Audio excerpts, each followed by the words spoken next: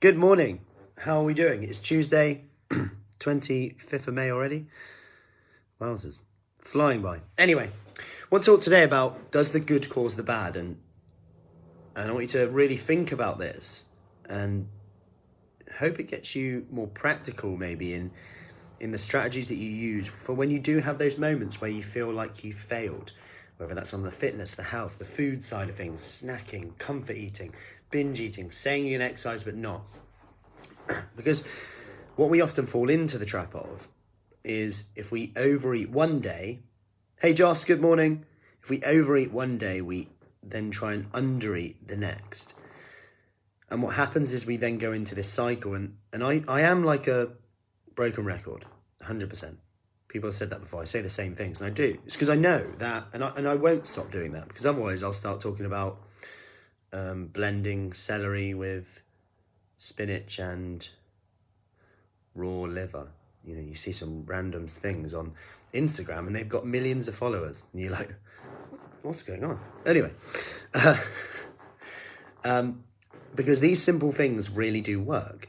However, you've got to be really consistent with them. So my point here is, after you go for a stage where maybe you've overeaten, drank too much, yes, you can go and try and compensate the next day.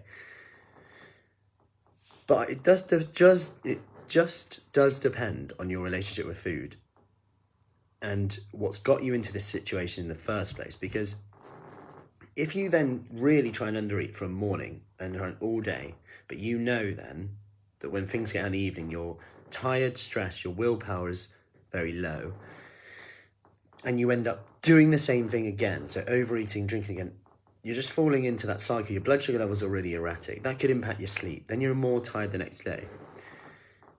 And I think for a lot of people, actually just going, okay, I've overeaten today, tomorrow I'm going to eat nutritious foods till I'm content, is such a powerful thing to stop this over-under. Now, however, I know eating out is a common topic. We've got a guide right now. If you want a copy and you haven't got a copy, comment below and I'll send it over to you.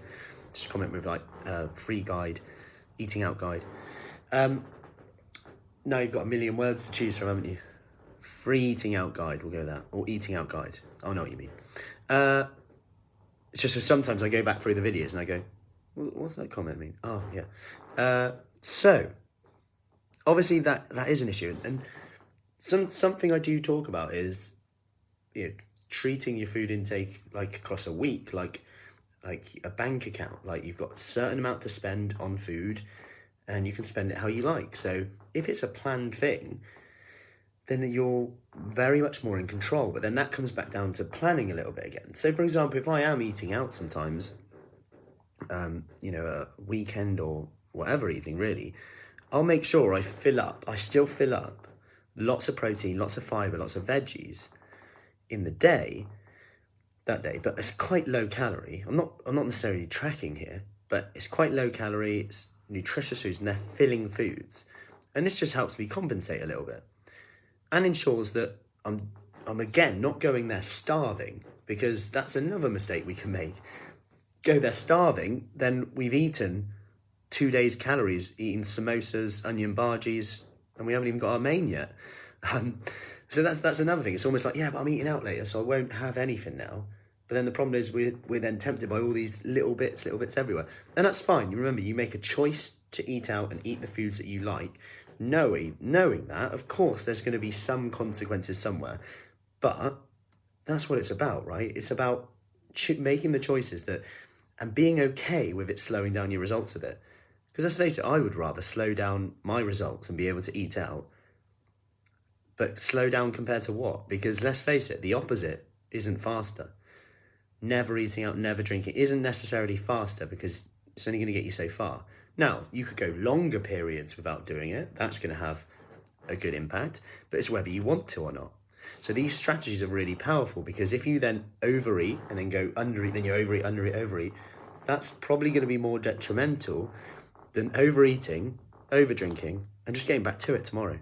Content, nutritious foods. I'm going to nourish my body to feel better. I'm going to nourish my body, put really good foods in my body so that I've got the energy to exercise, to get stronger, to get fitter.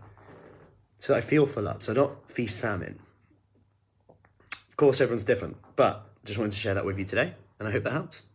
Have a lovely day. Let's hope that the rain holds off today. But either way, we work through it, whether you bring a brolly for our outside sessions or whether we're inside. Either way it works, or from home. Speaking of which, we are on soon, so I will see you later. Make it a great day. Any questions, as always, just reach out, and I'll see you soon. Take care.